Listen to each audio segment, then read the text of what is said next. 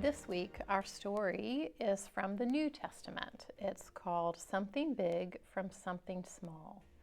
And it's based on the story from Matthew chapter 13, verses 31 to 33. God is big. How big? God's too big for us to imagine.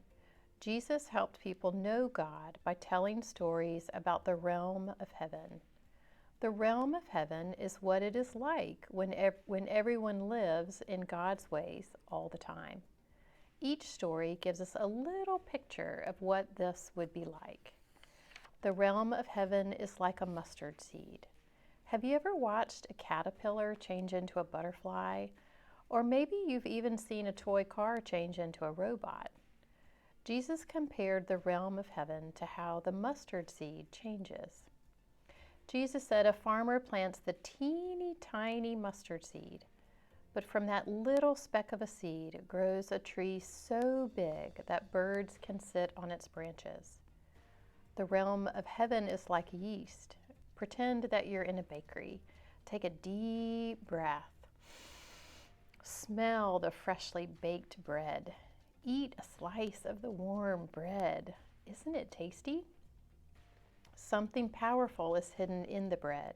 It is yeast. Yeast makes the bread dough rise. Jesus told this story about a baker to explain more about the realm of heaven. A baker mixed yeast into 60 pounds of flour.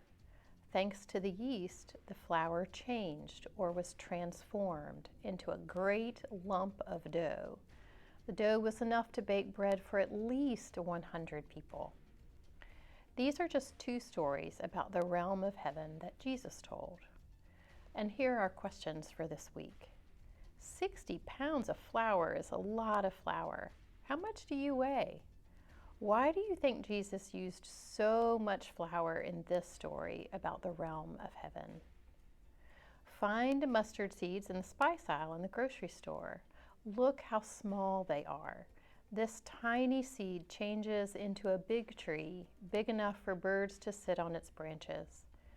Why do you think Jesus would talk about birds finding shelter from something that began so small? And our last question. The people who heard Jesus' story about yeast did not think about the yeast we buy in the grocery store. The yeast they used was more like a starter used to bake sourdough bread. Ask someone to help you find a video on the internet about making sourdough bread. Try making some and sharing it with a friend. I hope you have a great week.